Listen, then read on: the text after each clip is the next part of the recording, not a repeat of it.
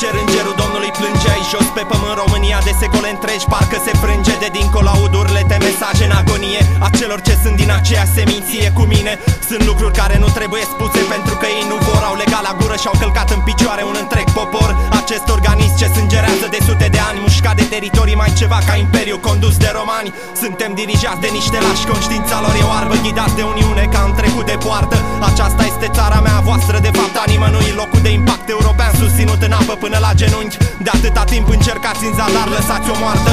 Țara românească n-o să dispară în vecii vecilor de pe hartă. Au schimbat tacticile, dar scopul este strigător, când de fapt vor să ne manipuleze cu agenți români politici ca spioni. Facțiuni politice ce nu ne reprezintă, iau decizii locul meu, cât de bine știu ăștia să ne mintă. Se folosesc de faptul că tași înduri, prin șantaje politice câștigă teren acești ucrainieni, ruși și unguri. Și ei vin aici la costume în avioane particulare, nemulțumiți de indicii noștri economici de dezvoltare. Nu știu că sute de ani am fost cotropiți și exploatați cu rândul. Ei luau lecții de val, iar bunicii mei munceau cu plugul pământul, reamintind de zeci de ori condițiile uie de funcționare unui segment de populație ce nu câștigă mai mult de câteva milioane. E trist când spui România, spui suferință și istorie zbuciumată, dar până când căci simt că nu o să se termine niciodată.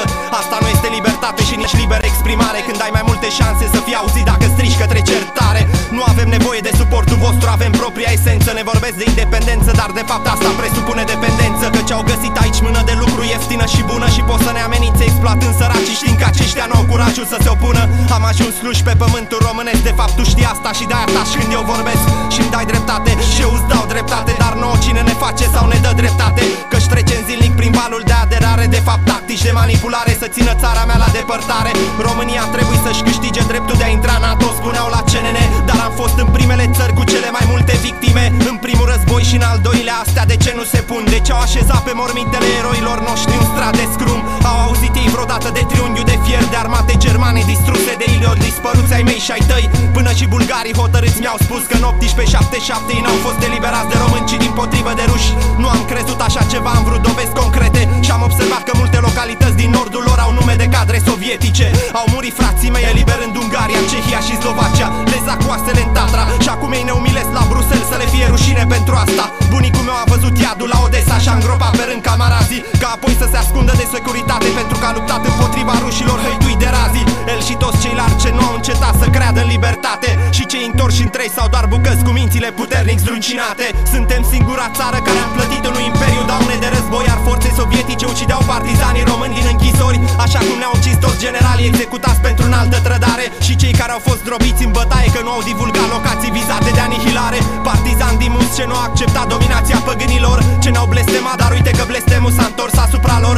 Când acest uriaș roșu s-a prăbușit sub acțiunea propriei greutăți în zeci de țări și bucăți, ce încă mai simt pulsul comunist, dar care ușor dispare și îi șantajează Republica Moldova să nu se unească cu noi, este ultimul lor act de disperare. Vorbim aceeași limbă, avem același sânge de român, credeți că o să puteți să separați pe hartă ceea ce este de fapt același pământ? Vă garantez că nu o să puteți, avem în noi o forță imensă cultivată de Sfântul Andrei, credința noastră în fruntare peta forțe malefice și fizice superioare ei, și avem puterea să visăm și știm că putem muta munții, cum au făcut-o și cei dinaintea noastră cu sânge și sudoarea frunții. Renaștem din resturi împrăștiate de istorie, că suntem toți pe același unde și ne regrupăm pe cum armatele române distruse la Stalingrad în câteva secunde. Noi zdruncinăm imperii și forme de guvernare, nu mă interesează ce este în alte sectoare, dar știu că noi suntem în stare să facem față ideilor turnate de această mașină media, ce crede că are puterea de a ne manipula prin știrile lor infecte, dar nu le ies media. Nu-ți dau nimic, dar îți cer cu disperare votul, cu studii de piață și sondaje false își măresc contul. Pătați trecutul regimentelor de aici, igniți acest tindar, băgați soldați români în lupte care nu vă privesc ca să câștigați suportul la americani. Nu vă lăsați manipulați, nu fiți stâmpiți, ăștia încearcă să vă schimbe concepția. Orientul Mijlociu devine astfel un cuib de teroriști. Lupta împotriva terorii, hrana asta miroase urât în această oală, ce ascunde de fapt un război de dominație globală. Pe 11 septembrie au înscenat atentate de parcă câțiva teroriști înarmați cu plastic o ține sub control sute de indivizi în spate. Cât de prost mă crezi când tocmai Casa Albă scapă neatinsă, iar celelalte ținte sunt lovite în plin. Acest plan nu a fost făcut de către o ființă, aveau nevoie de un motiv plus suportul masiv al populației să facă din Afganistan un crater. Au pregătit invazia și apoi l-au inventat pe Bin Laden, conduc lumea și ne joacă ca pe o tablă de șah. Vor să credem în George W. Bush, distrugând imaginea lui Allah. Aceste răsturnări de situație mă sperie, de când de lumea eroii se nasc în glorie și apoi sfârșesc în mizerie. Ridic steagul românesc spre cer, sunt mândru și trist și spun lui Dumnezeu mulțumesc că există aici. Mândru de faptele strămoșilor mei, pășesc pe alea monumentelor care e imensă și mi-aduc aminte de ei și-ți dau o lecție pe negativ în versuri